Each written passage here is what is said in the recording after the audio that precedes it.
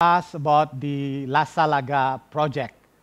Lasalaga is the name of the main characters of the ancient manuscript from West Sulawesi, dealing about a young and valiant warriors who was born and raised in West Sulawesi and also in Bali. So we are talking about ethnic identities, ethnic relationships in ancient Indonesia. And today we have two main speakers. One is Kathryn Wellen, a prominent researcher who is currently focused on pre-Islamic periods of Sulawesi. And the second speaker is Louis Buana, a cultural activist and the founders of the Antara Project, which trying to conserve, promote, and campaigns on ancient literatures of Sulawesi. So we will start with the screening of a short video about one of the primary results of the Lasalaga Project. Silahkan videonya.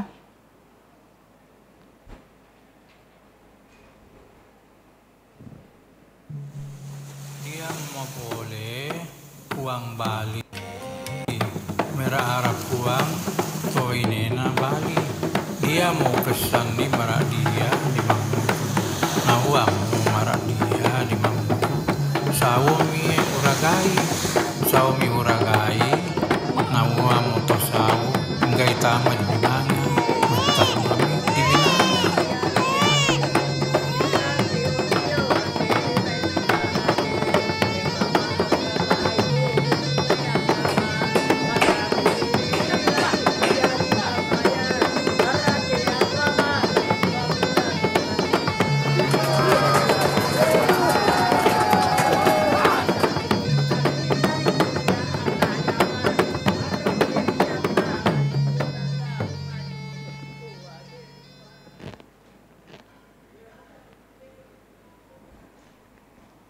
So I'm quite familiar with both the styles and the narrative technique of the paintings. It's Kamasan styles, one of the most well-known Balinese traditional style of paintings, which reached its golden age at probably the 15th century during the reign of Watu Renggong in Klungkung.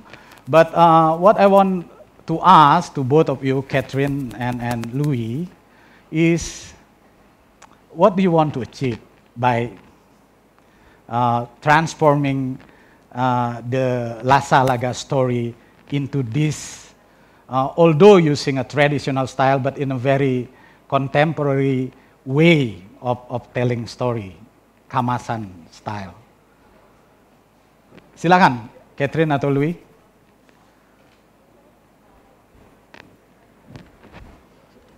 Suaranya, Kathryn nggak? Bisa didengar. The goal of the project is to highlight the literature of South Sulawesi and the art of Bali and bring these to new audiences.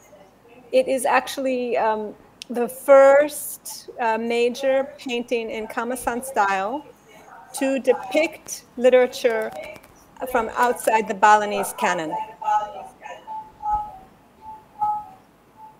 And we're making a documentary video, which isn't quite finished yet, and a children's video. We also have a children's book, which is almost ready to go to press. We hope to bring all of this to new audiences. Louis has been working for more than 10 years to bring the literature of South Sulawesi to new audiences, in particular the younger generation. Louis, do you have anything to add to what Kathryn has said? Yes. So let me probably begin this from the very beginning, from the start of it. So I myself, a descendant of a Bugis Mandaris diaspora who used to live in Bali. So I grew up in Bali. I live in Denpasar in Padang Sambian Kaja, and I finished my elementary school in SD 18 Pemecutan, Denpasar. So Bali is always there inside my mind and inside my heart. And when I grew up and I began to learn about history, and then I found a very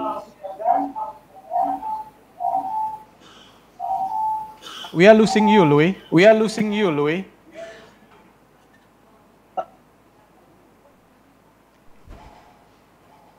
Hello, Kathryn. Lasalaga in some way is just like me, which is So we are experiencing. Well, I can talk until Louis comes back. Hopefully, Louis. Okay. Louis, are you back? So Louis has a very interesting history. am I? Oh, you're back. Okay, good. Louis is lost in Padang Sambian Kajo. He's in Makassar. Oh, sorry. Continue your story, Louis. Can you hear me now?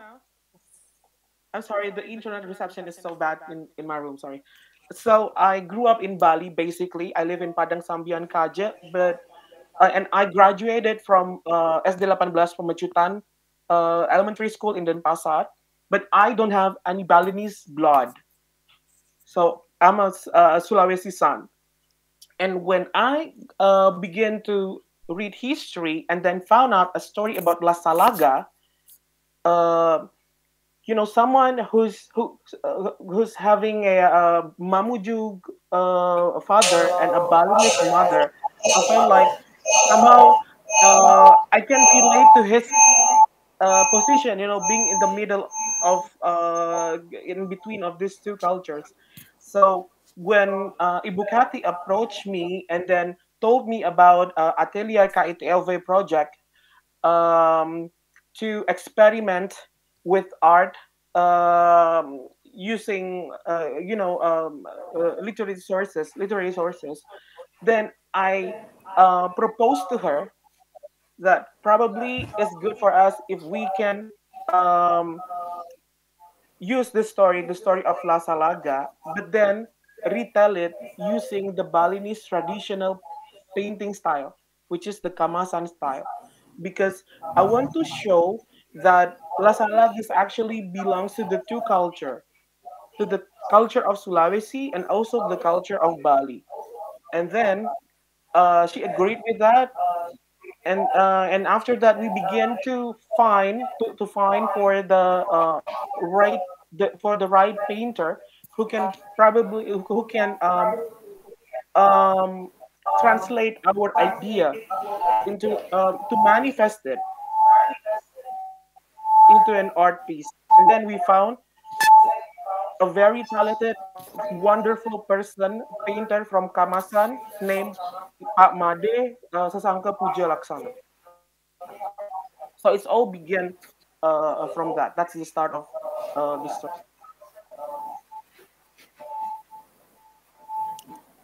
And like I was saying, Louis has been working to promote Indonesian literature for 10 years.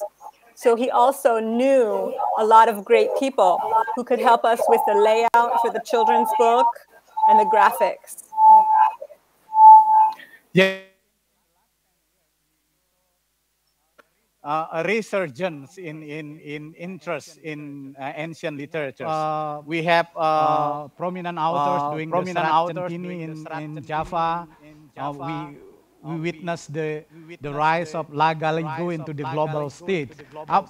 I will return later on to that question on whether introducing this old manuscript to new audience, to young audience, will be an effective cultural means. We will return to that question. But before that, I would like to ask Kathryn. I mean, what is Lasalaga, the text itself? I mean, I was born in Bali and read quite a large number of Balinese ancient texts, and I never came across these characters. Although there's a Babad in Badung, depict the story of how the Badung kings exploit Sulawesi's mercenaries in very brutal battles against the Buleleng kingdoms. So please enlighten us on Lasalaga. Sulawesi has a very exciting literary tradition, extremely exciting. I organized my life around it. They got in Sulawesi, they got a writing system about 1400, 1400. And then they wrote down their own legends and their own concerns for more than 200 years before converting to Islam. And there was never strong Indic influences in South Sulawesi or West Sulawesi. So Sulawesi, you have a 200-year period where you have written manuscripts describing Austronesian culture, Austronesian ideas, Austronesian beliefs. And of course, none of the manuscripts from 1500 still survive, but they were recopied. So we still have some genealogies and stories from the date from that period. So it developed very extensively, many genres. Some of them are Western influenced. Like, for example, the diaries, they may have gotten that from the Portuguese. And the subject and domain lists, there's a genre of Bugis historical literature where they list the villages that are dependent upon larger political entities. And that is the Dutch telling them to write this down. So it's very rich and very well developed with diaries and poetries and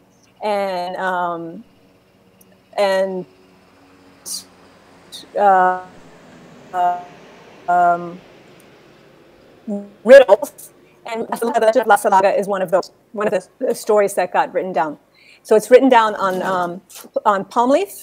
Originally, it would have been written on palm leaf.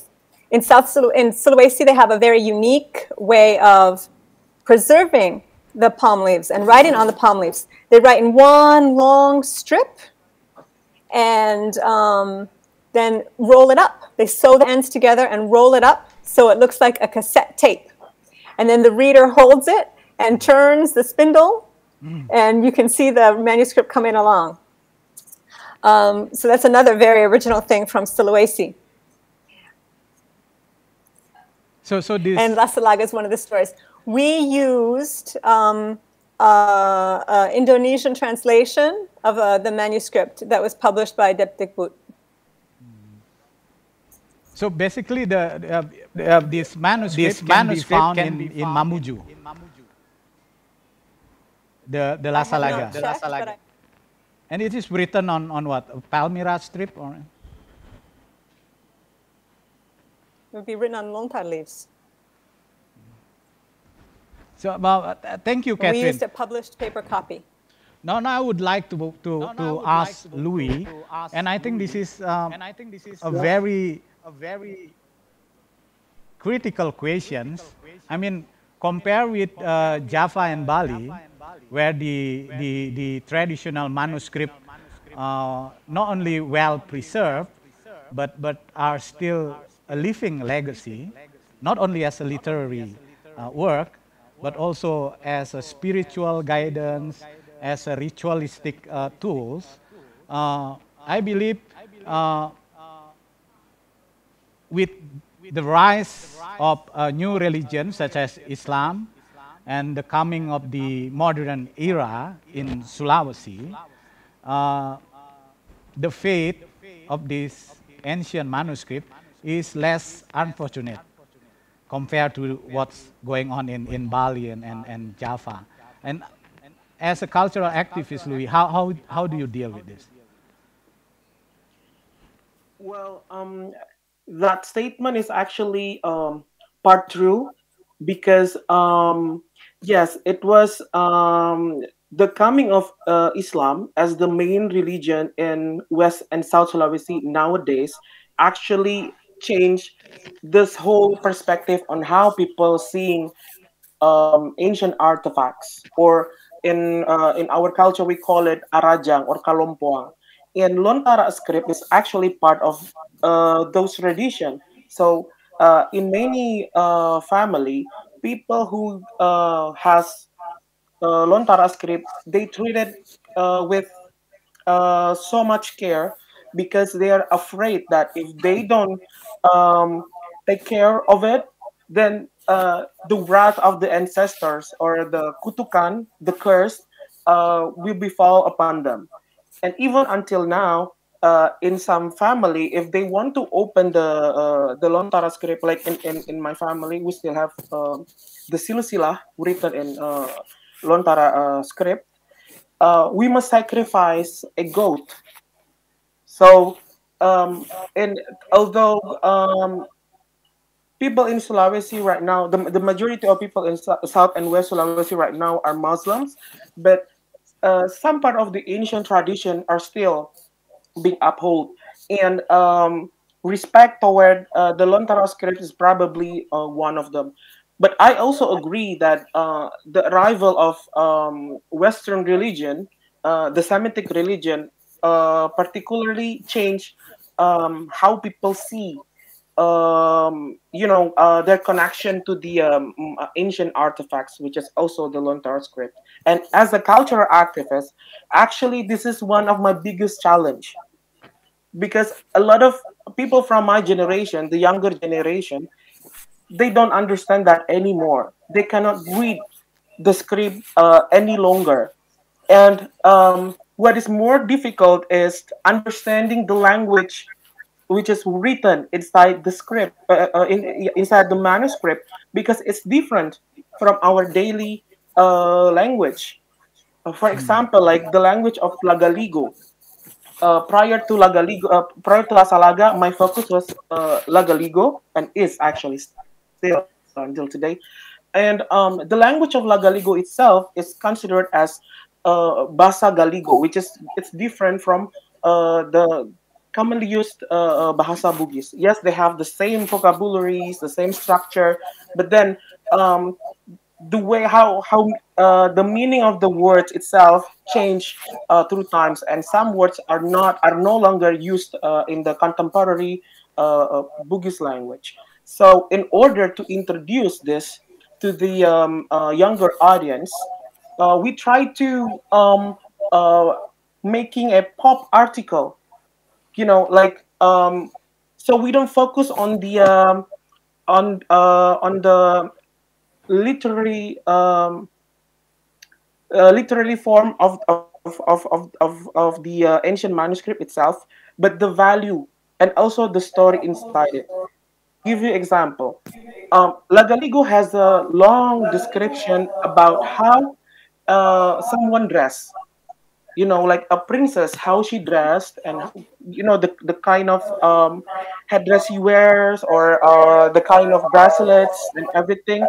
So me and my team in Lontara Project, we visualized, we visualized the ornaments, the accessories based on the narratives we found in the ancient manuscripts, and then we create the characters based on the story.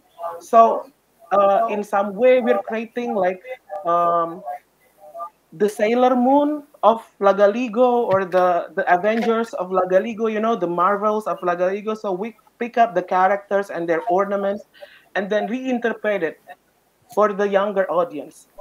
And eventually, the reception was actually very positive because all this time they've heard about this character, but they never know that, oh, so this character can look like this, can look very interesting instead of wearing traditional garments and then traditional weapon.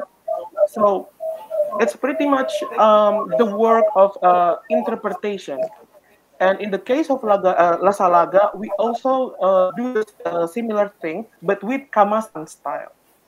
So uh, when we gave the materials to Pak Made, the painter in Kelungkung, we we want him to be free with his imagination.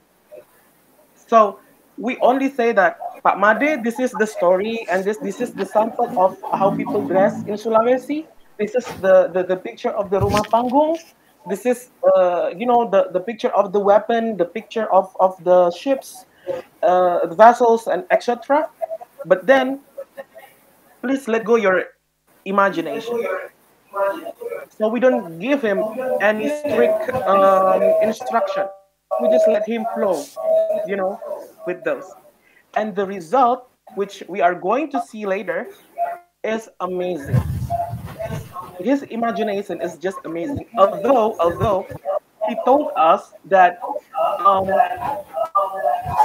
he couldn't sleep for several nights because he tried to he tried to imagine like the character inside his head, but the result is amazing. And one thing that I really admire from Pak Made's work is that he really translate the story of Lasalaga using the Kamasan vocabulary, meaning that for the character of Lasalaga, he used the face of beautiful young prince from Kamasan style like Abhimanyu or Arjuna. So when we see the picture of Lasalaga in Kamasan painting, we're actually seeing Arjuna, the face of Arjuna.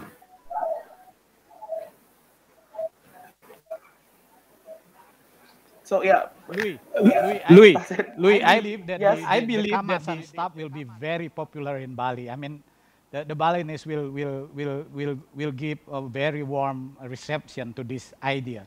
But I want to know how's the local reception in Mamuju itself. I mean, you're turning the story of one of Mamuju greatest hero into a Balinese style paintings, and how the Mamuju local will receive that so far.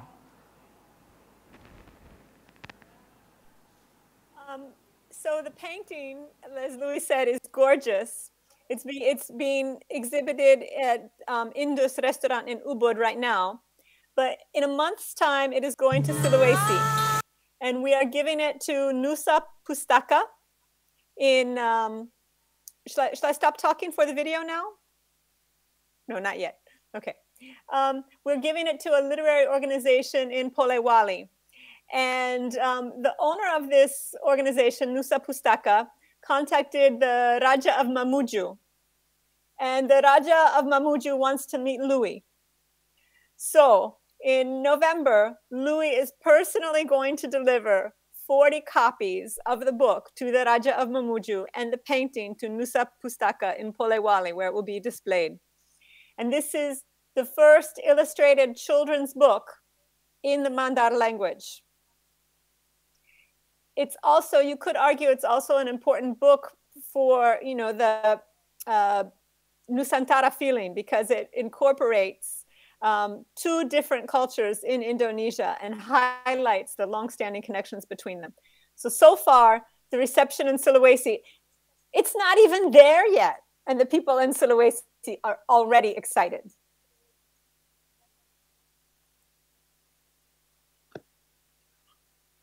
What touches my heart the most is probably when knowing that the king of Mamuju himself, they call him Maradika Mamuju, was very positive and very open and very welcome to our work.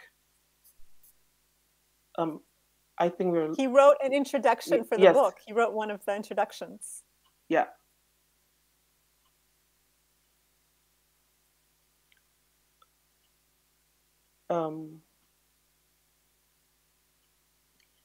We had the other introduction written by the head of research at KITLV.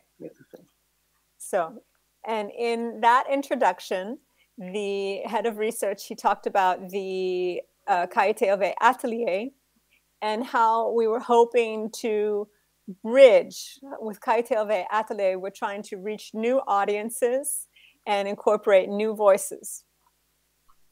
So KITLV was very pleased with me and Louis because we are bridging Sulawesi and Bali. We're bridging Indonesia and the Netherlands. We're bridging old literature and new literature. Sulawesi and Bali, I already said, but adults and children. Yeah.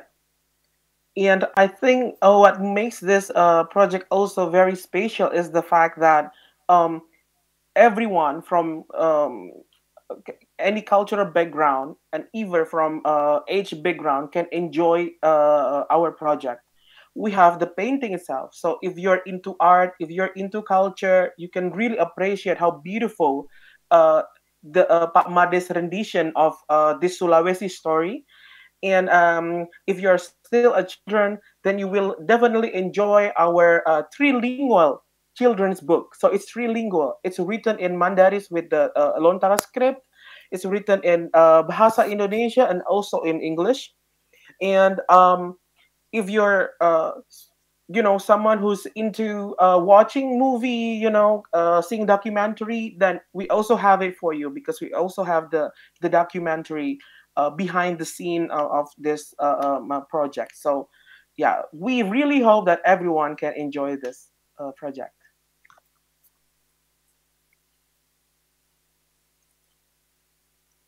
Lee Jun, we cannot hear you.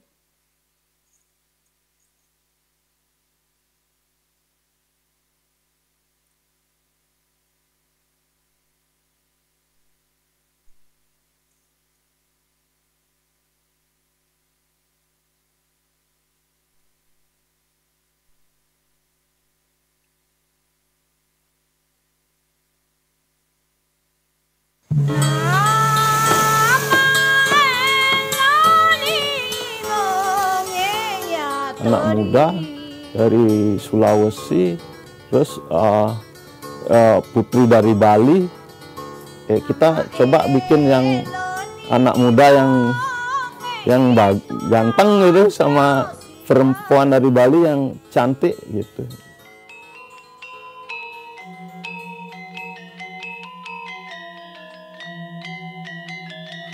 Memang harus ada bakat, kalau enggak gitu enggak kuat deh. Enggak kuat. Walaupun dia lahir di Kamasan, belum tentu sanggup untuk melukis Kamasan. Belum tentu, itu dah memang bakat dari alam ya. Bikin cerita dari Sulawesi, wah ini menantang, ini gimana, bisa, mampu enggak? Ya kita berusaha sebisa mungkin.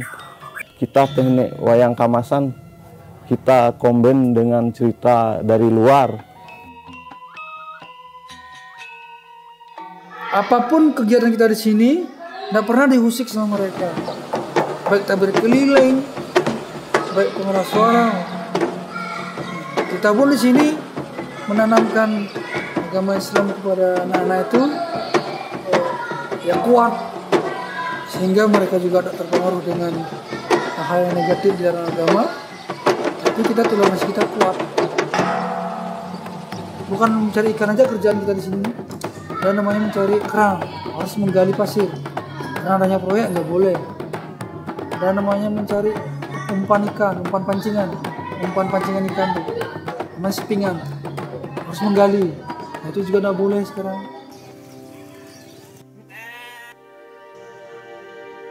Penelusuran kami di desa Kamasan maupun di situs Pulau Serangan ternyata banyak memunculkan informasi-informasi baru, pengetahuan-pengetahuan baru yang menurut kami layak untuk dibagikan kepada khalayak luas. Penemuan kami ini dapat menjadi kontribusi di bidang pengkajian diaspora tidak hanya di Indonesia namun juga untuk dunia. There was a lot of immigration from South Sulawesi. It sped up after 1669, but it was also happening before that. And the legend of Lasalaga, it attests to the very real possibility of having a career and life in two different parts of the archipelago. That happened a lot during the early modern era, more than you might expect.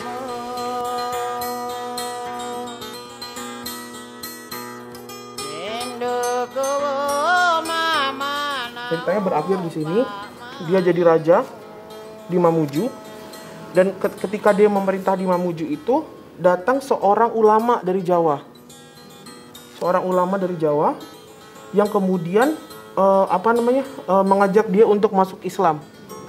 Nah, dia jadi raja Islam pertama di Mamuju setelah itu.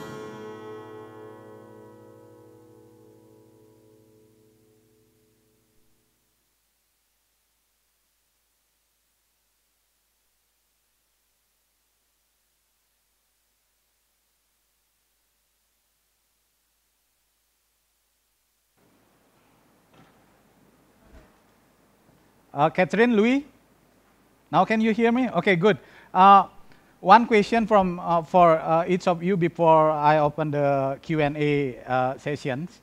So, what are the important values that you want to transfer, to bequeath to the new audience, younger generation through this project? Silakan, Louis.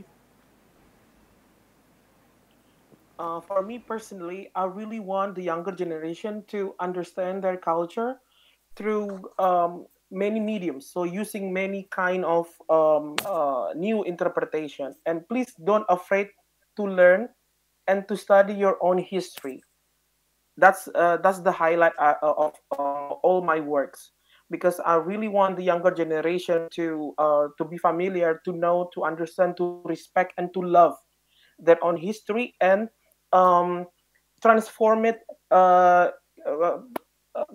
based on the their new perspective of seeing the world, and also using many mediums. Question. Silakan, Kathryn. And for me, what motivates me is cultural awareness. I'm from an insular part of the United States where a lot of people, we don't know that much about the outside world. And that is what motivated me to study Asia and to do a master's degree in Malaysia. And so it's very nice to be able to bring such a nice children's book to new audiences. And just like I want to help Westerners learn more about Asia, it's also nice to be able to help people in Sulawesi learn more about Bali and vice versa. Thank you, Kathryn. Now I will read. Belum ada pertanyaan. Jadi belum ada pertanyaan. Kalau anybody want to ask question from the audience that present here? Okay, if not, I will instead ask this question has bugged me since yesterday, Kathryn. I mean, although I believe you, Louis, and I myself, we love traditional literary works, but Kathryn, do you really believe that ancient literary work still has a place in our futures? Do I believe the ancient literary work still has a place in our Not future? the academic perspective, I mean from the way we carry out our life, and that the work give us the meaning of life, guidance, and so on. Do you think there's still place for that? It's a choice that everybody makes on a individual level. I try to incorporate it into my life. Later this month, I'm throwing a Halloween party in a graveyard where we're going to read I'm going to read Edgar Allan Poe from the American literary canon, and I don't know what my guests are going to read. I think that literature can have a very enriching place in anyone's life. Anybody who wants to look for it will find beautiful things.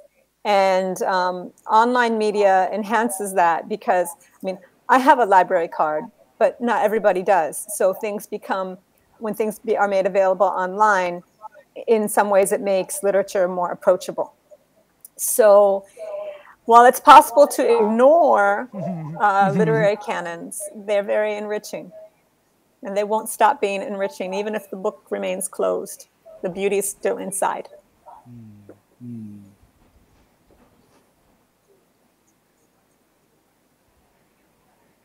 Louis? Louis? Personally, I think ancient literature will always have a part in building our identity. Meaning that a lot of younger generation, my generation especially, are experiencing this sudden globalization effects due to the easy access of social media for exchanging information, and also internet, and a lot of things that we can access easily nowadays. But I noticed that a lot of people from my generation, they're actually longing for something. For example, when Avengers come up with Marvel come out with Avengers movies, Avengers series, and everything,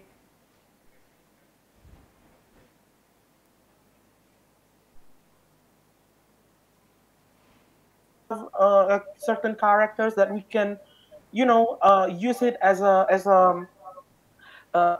our Captain Marvel, or as our Captain America and stuff like that. Because of this pop culture infiltration to our daily life, and a lot of them actually begin to explore, traditional characters that they can find in wayang kulit stories, such as Gatot Kaca or Werkudara, Arjuna, and others. So I see that there's something like a thirst, something like a cultural thirst among the my generation to understand, to find, to discover, to rediscover their own roots. So I believe that ancient literature still have place, not just today but also in the future. It can be the source of inspiration for the new creative industry, for example, or it can also be even more personal in terms of spirituality. The journey to look back, finding ourselves as a reflection. That's what I think. What is your opinion, Pak Wayan? Thank you, Louis.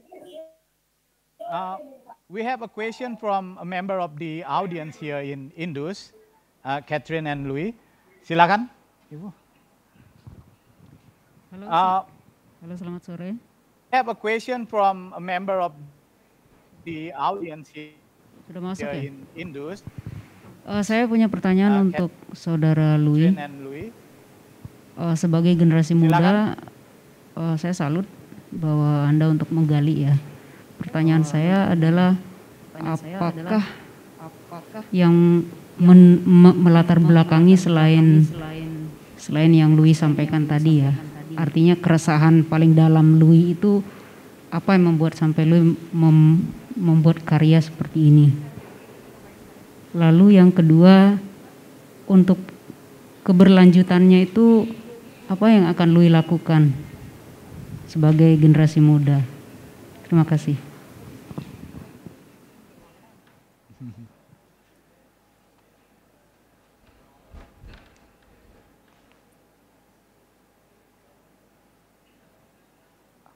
Halo Louis, dengar pertanyaan tadi?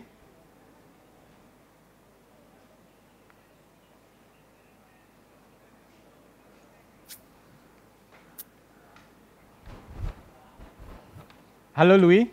Halo Louis? Yes. Dengar pertanyaan tadi? Tadi hilang. Ya, jadi pertanyaan pertama, apa yang memotivasi kamu untuk terlibat dalam kedua proyek ini kan? Yang kedua, sesudah ini apa yang akan kamu lakukan? Jawabnya pakai bahasa Indonesia or English? Bahasa Inggris saja, kasihan Kathryn. Should I answer this in bahasa Inggris saja, Kathryn. Okay. Well, speaks flawless bahasa Indonesia, right? But anyway, so the first question, what motivates me to do this? Well, as I said before, I'm of Sulawesi and Javanese heritage, actually, but I was born in East Timor when it was still part of Indonesia, and then I spent my childhood in Bali. So I pretty much grew up in this multicultural background and also environment surrounding me. And I found it very beautiful, actually. I really do. I found multiculturalism is actually very beautiful. And when I got to see and experience the Balinese culture as a kid, and then when I moved to Makassar and see the South Sulawesi culture, and then moved to Jogja for my college at Gajah Mada University and see the Javanese culture, I always see that, oh, this is our power, this is our identity, this is something beautiful that we must embrace. But then I understand that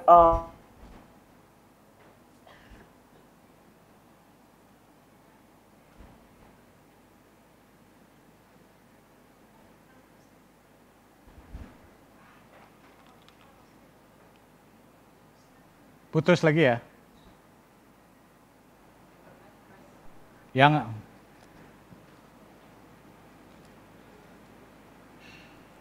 it's still much better than the period during the life of Lasalaga.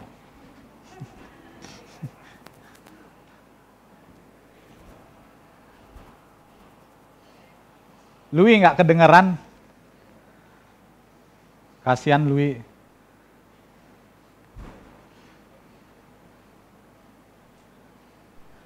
Makanya penting sesi-sesi kayak gini ada sign language itu ya.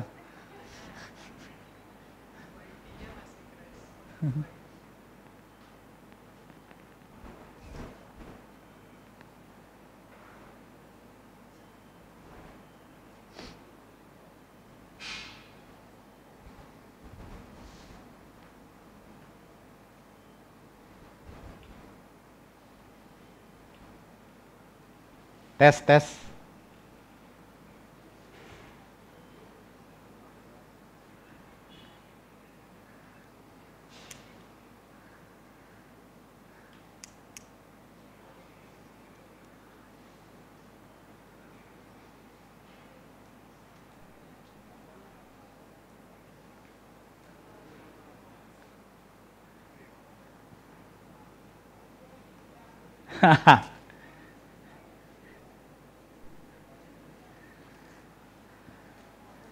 is it from Bone? The one from Bone?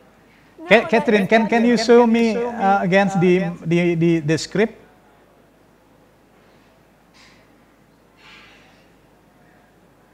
This is a Boogie's diary. Okay, it's a photocopy. The original is owned by Peta Belasari. It was microfilmed as part of the Ford Foundation, and Peta Belasari lives in Sengkang in Wajo. And this diary is relevant to our discussion because it discusses somebody who goes from Wajo and has a career in East Kalimantan, kind of like Lama Dukalang. But I don't think it is Lama Dukalang. I think it's somebody else. Kathryn, was it in native scripts? Bugis, yeah, it's written in Bugis. It's Lontara script. Oh. Okay. So, I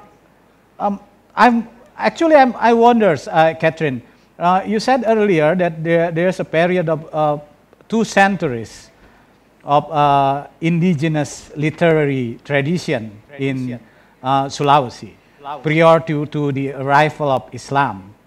I mean, across this range of literary texts, why did you choose Lasalaga? I myself did not choose Lasalaga. I approached Louis, and Louis came with this proposal. But Lasalaga is exciting for this project because it allows for the combination of Balinese art with literature from Sulawesi, from West Sulawesi. And Louis himself is a child of diversity. Yes, it's like a perfect match, because we only know the story from Lontar script, story about Lasalaga from Lontar script in Sulawesi, and it has no visual. So it has no visual, right? Only text.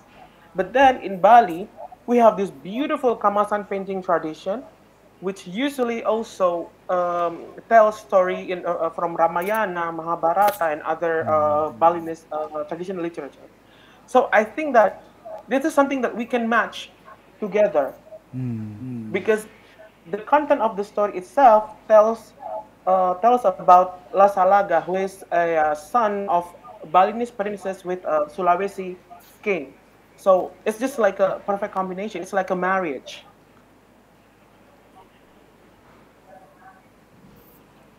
Thank you, Louis. Any other question from? No question? Oh, silakan. Tadi dia bicara Mbak, tapi karena apa? Koneksi kita itu. Tapi ini direkam kan? Direkam. Berarti bagian yang tadi ini itu kerekam kan? Okay. We have a question from a member of the audience. Silakan. Thank you very much for the opportunity. My question is, it's actually very interesting because you kind of integrate the ancient literature to pop culture, right? And my question will be, how do we ensure that the ancient literature itself does not lose its meaning when it's converted or integrated with the pop culture? Thank you. I think that's the question for both of you. It's a question of losing meaning. I think we give it new meaning, and we create the opportunity for the reader and the watcher and the artist to give their own meaning to it.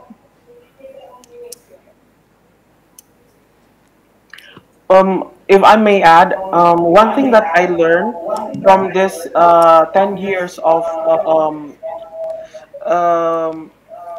working with ancient texts and try to reinterpret it for younger audiences, the key point is not on how to make them read the ancient texts, but how to make them understand and know about this ancient texts.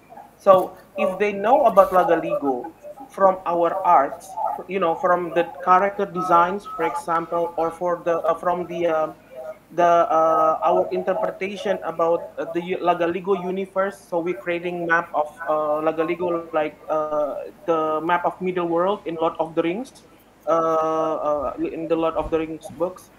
Then the next step for them is to find the original source and to read it and to study it.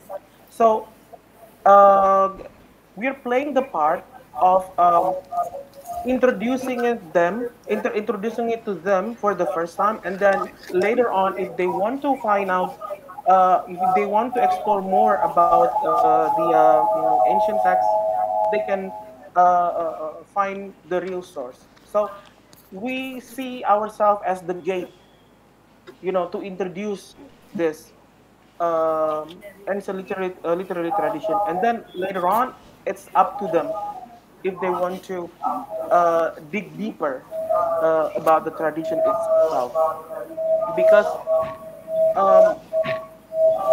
it is very hard. I understand that it is very hard for younger generation to read the original text. So what we can do for them is translating it into popular language and into more diverse forms using different kind of mediums, design, virtual music, etc. Thank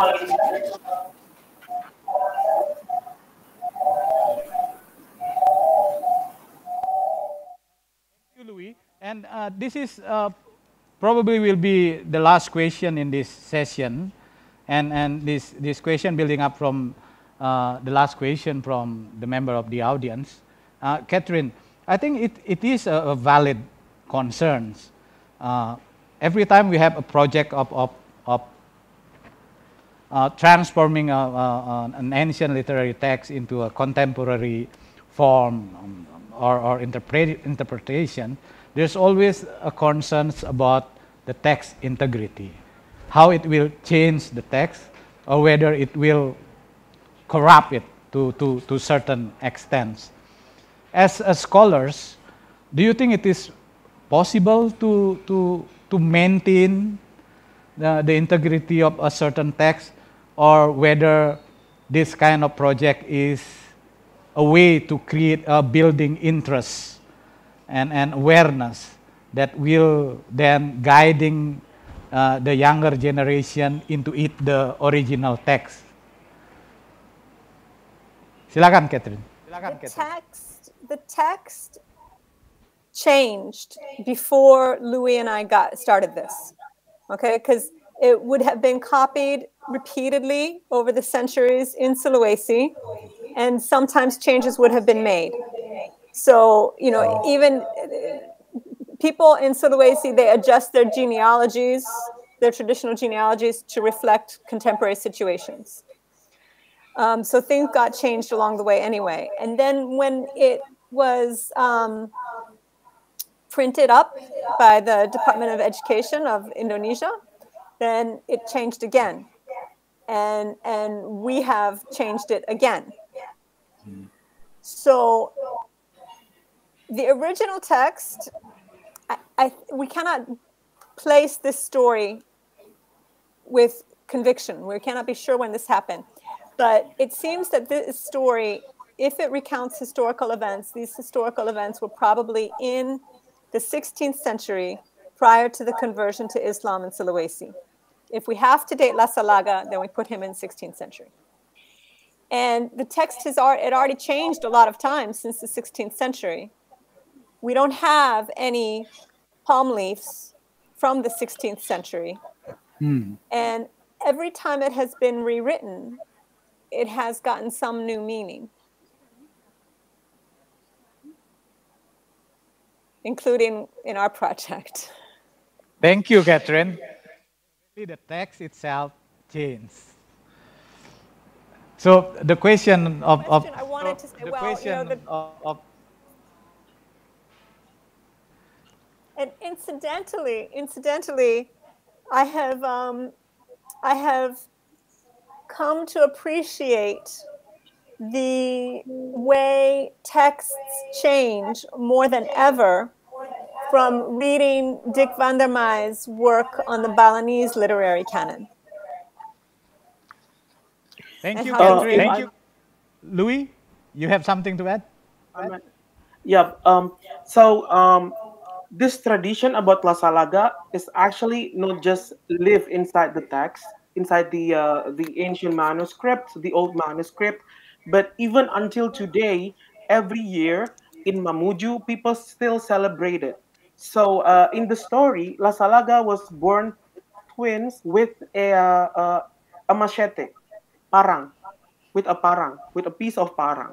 And this piece of parang is still there in Mamuju, and people, the king of Mamuju, Maradika Mamuju, has the authority over it. And every year, they conducted this ceremony of cleansing the pusaka, or cleansing the parang itself. They named it Maradika Tamakanakana, which means that king who doesn't speak. So the connection between Lasalaga and people in Mamuju right now is still alive. It's still very much alive. So it's not just an empty story written in the old text. It is still being celebrated until today.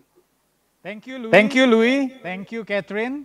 We have arrived at toward the end of our sessions. I would like to remind a member of the audience that the Kamasan painting of Lasalaga is on display in the lobby of Indus. So take your time to appreciate this work of art. And I would like to show my gratitude to both Kathryn and Louis for a very interesting talk.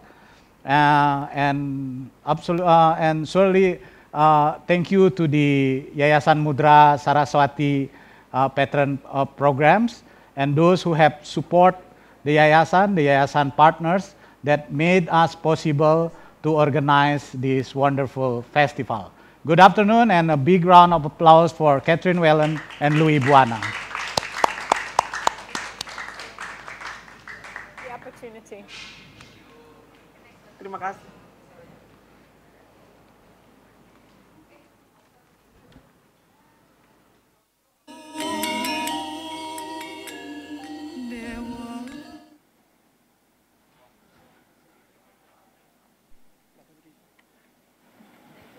Hey, thank you.